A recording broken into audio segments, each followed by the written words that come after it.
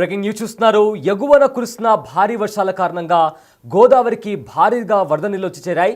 Present Kaleshwaram దగ్గర కూడా గోదావరి నది ఉధృతంగా ప్రవహిస్తుంది.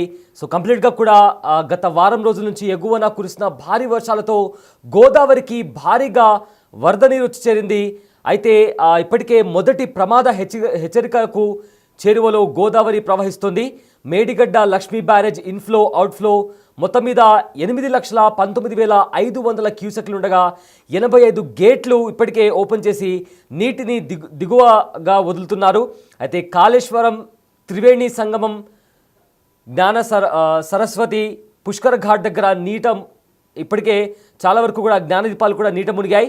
అయితే ములుగు రామగుండం అదేవిధంగా పుష్కర్ ఘాట్ దగ్గర 14 మీటర్ల ఎత్తులో కూడా గోదావరి ప్రవహిస్తోంది. ఇక ఇప్పటికే పెరూరు దగ్గర 14,440 మీటర్ల ఎత్తులో గోదావరి వరద వచ్చింది. అయితే ములుగు జిల్లాలో మొదటి ప్రమాద హెచ్చరికకు చేరువలో వరద ఉధృతి ప్రభావం పెరిగింది. అయితే Tapakulagudem Sammakka Nagar barrage inflow outflow మొత్తం మీద 6,42,150 క్యూసెక్లుండగా 59 గేట్లు ఎత్తి నీటిని దిగువకు విడుదల చేస్తున్నట్టు ఇప్పటికే అధికారులు ప్రకటించారు. అయితే ఇప్పటికే గోదావరి దగ్గర భారీగా వరద వచ్చి చేరింది. కంప్లీట్గా ఇప్పటికే చాలా వరకు కూడా దిగువ ప్రాంతం దగ్గర వరకు కూడా నీళ్ళన్నీ వదిలేశారు. అయితే Medigadda Lakshmi barrage inflow outflow 8,19,500 క్యూసెక్లు ఉండగా ఇప్పటికే 85 గేట్లను ఓపెన్ చేశారు. ప్రజెంట్ దానికి సంబంధించిన బ్రేకింగ్ కూడా చూస్తున్నారు. రైట్, ఇదే అంశానికి సంబంధించిన పూర్తి డీటెయిల్స్ అందించడానికి మా ప్రతినిధి వేణు జాయిన్ అవుతున్నారు.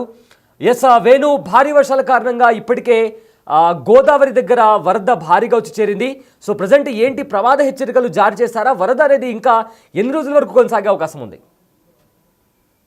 అంటే తెలంగాణ వ్యాప్తంగా వర్షం అధికంగా లేకున్నా కూడా అటు ఎగువన మహారాష్ట్ర, ఛత్తీస్గఢ్ లో భారీ స్థాయి వర్షాల కారణంగా ప్రధానంగా ప్రాణహిత నదికి భారీ వరద అయితే వస్తుంది. దీంతో కాళేశ్వరం పుష్కర్ ఘాట్ వద్ద ఇప్పటికే గత నెల క్రితం సరస్వతి పుష్కరాలు జరిగాయి. అక్కడ ఏర్పాటు చేసినటువంటి జ్ఞాన దీపాలు అక్కడటువంటి యాగశాల కంప్లీట్ గా కూడా ఇప్పటికే మునిగిపోయింది. దీంతో మొదటి ప్రమాద హెచ్చరికకు చేరువ లోపల కాళేశ్వరం పుష్కరాల వద్ద ప్రధానంగా ఫ్లో కనిపిస్తా ఉంది. ఇక ఫ్లో అక్కడ గోదావరి నది అటు ప్రాణహిత రెండు నదులు కలిసి భారీగా గోదావరికి వరద చేరడంతో ఇటు ములుగు జిల్లాలో ఉన్నటువంటి మేడిగడ్డ బ్యారేజ్ వద్దకు భారీ స్థాయి లోపల వరద చేరుకుంటుంది. ఇప్పటికే అటు 85 గేట్లు ఉన్నటువంటి మేడిగడ్డ బ్యారేజ్ కంప్లీట్ గా గేట్లు ఎత్తేసారు. ఇక 7th బ్లాక్ కు సంబంధించి డ్యామేజ్ కారణంగా కూడా అటు రిపేర్లకు సంబంధించినటువంటి ఎన్డీఎస్ఏ రిపోర్ట్లు వాటి కోసం వెయిట్ చేస్తున్న క్రమంలో ఈసారి దాదాపు 10 లక్షలకు పైగా ఫ్లో ఈ రోజున వచ్చే అవకాశం ఉందంటూ అధికారులు చెప్తున్నారు. ఉదయం 8 గంటల వరకు ఉన్నటువంటి రిపోర్ట్ ప్రకారం 8,19,500 క్యూసెక్ల వరద నీరు వచ్చింది. అంటే గంట కూడా పెరుగుతుందంటూ కూడా అధికారులు అంచనా వేస్తున్నారు. దీంతో మేడిగడ్డ బ్యారేజ్ ఫ్రీ ఫ్లో ఉండే విధంగా చూస్తూనే అక్కడ వచ్చేటువంటి వరద ప్రవాహాన్ని కూడా ఎప్పటికప్పుడు అంచనా వేస్తూ పై అధికారులకు అయితే సమాచారం అందిస్తా ఉన్నారు. ఇక మేడిగడ్డ తర్వాత అటు ములుగు రామన్నఘాట్ పుష్కర్ ఘాట్ ఉంటుంది. రామన్నఘాట్ పుష్కర్ ఘాట్ వద్ద 8 గంటలకు ఉదయం 13.990 మీటర్లు సుమారు 14 మీటర్ల ఎత్తు లోపల గోదావరి ప్రవాహం ఉంది. అక్కడ 14.92 మీటర్ల వరకు చేరుకుంటే మొదటి ప్రమాద హెచ్చరిక జారీ చేస్తారు. మొదటి ప్రమాద హెచ్చరికతో రామన్నగూడెం పుష్కర్ ఘాట్ వద్ద ఉన్నటువంటి దాదాపు 3 హామ్లెట్ విలేజెస్ కూడా జలదిగ్బంధంలో చిక్కుకునే అవకాశం ఉంటుంది. కాబట్టి అక్కడ ఉన్నటువంటి అధికారులు స్థానికుల్ని లోతట్టు ప్రాంతాల ప్రజల్ని ఎగువ ప్రాంతాలకు తరలి రావాలంటూ కూడా ఇప్పటికే అధికారులు అక్కడ సూచనలు కూడా జారీ చేశారు. మరోవైపు రెస్క్యూ టీమ్స్ ని కూడా అటు మెట్టూరు నాగారము, మంగపేట ప్రాంతాల లోపల డిప్లాయ్ చేసి జిల్లా కలెక్టర్ ఆ వరద ప్రవాహాన్ని ఎప్పటికప్పుడు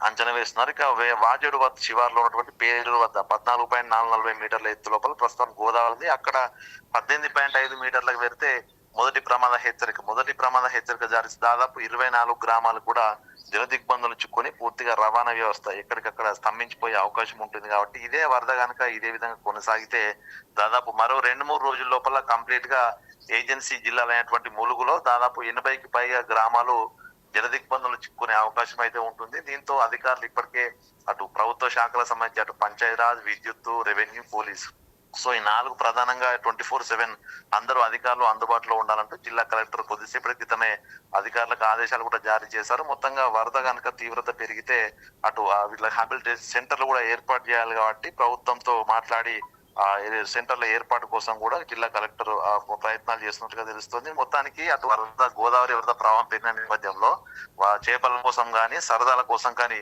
ఎవరు గోదావరికి వెళ్ళొద్దంటూ అధికారులు ఇప్పటికే పలు సూచనలు జారీ చేశారు. ఈ యొక్క బ్యారేజ్ల వద్ద కూడా పోలీస్ బందోబస్తు కొనసాగించాలి, ఎవరిని వెళ్లకుండా ఆపాలంటూ కూడా అధికారులు ప్రాణ నష్టం జరగకుండా చర్యలు తీసుకునే అవకాశం అయితే కనిపిస్తుంది. మొత్తానికి గోదావరి ఉధృతి కనుక మరో 2 రోజుల పాటు ఇదే విధంగా కొనసాగే అవకాశం ఉంది. ఇక మరోవైపు తెలంగాణలో కూడా వర్షాలు అధికంగా ఉన్న నేపథ్యంలో భారీ స్థాయిలో వర్షాలు పడితే జంపన్న ఉప్పొంగితే ప్రధానంగా ఏటూరు నగరం సంబంధించినటువంటి మండల చుట్టుపక్కల గ్రామాలన్నీ కూడా వరద దాటి కూడా అటు ఉన్నటువంటి చిన్న చిన్న ఇండ్లు కూడా కొట్టుకుపోయే అవకాశం ఉంది. సో దీంతో అధికారులు ఎప్పటికప్పుడు అప్రమత్తంగా ఉంటూనే వరదకు సంబంధించినటువంటి ఎప్పటికప్పుడు రికార్డును అధికారులకు చేరవేస్తూ దానికి సంబంధించి తీసుకోసం ముందు జాగ్రత్తలపై ప్రభుత్వ యంత్రాంగం అయితే పూర్తి సిద్ధంగా అయితే ఉన్న పరిస్థితి ఉంది. Syed, yes, thanks for the update Venu.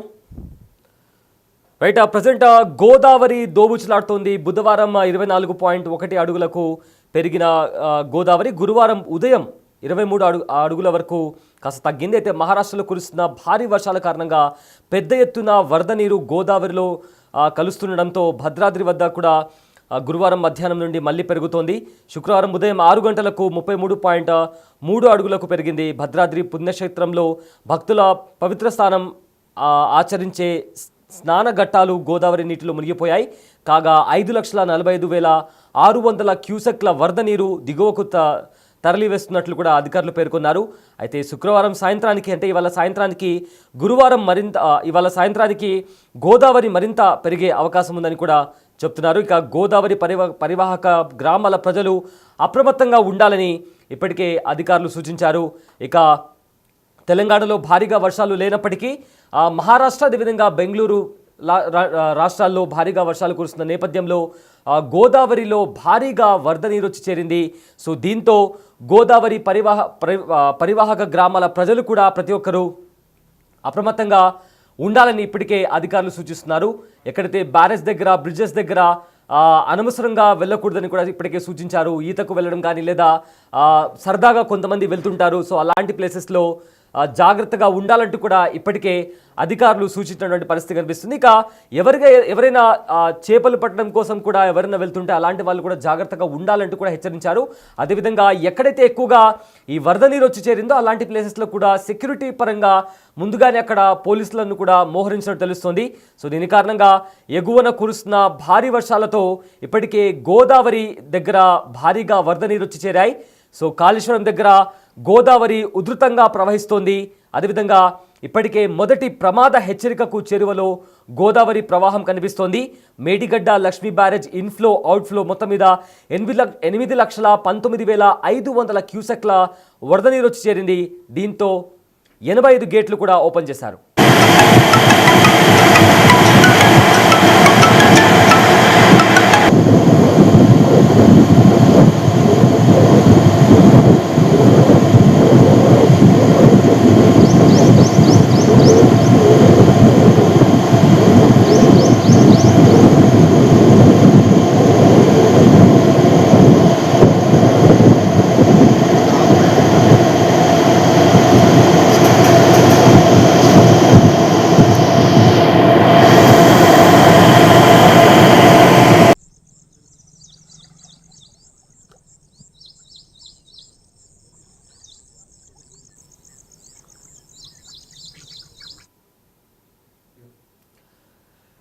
Yes, Maharashtra రాష్ట్రంలో కంప్లీట్గా భారీ వర్షాలు కురుస్తున్న నేపథ్యంలో గోదావరిలో భారీగా వరద నీరు వచ్చి చేరింది.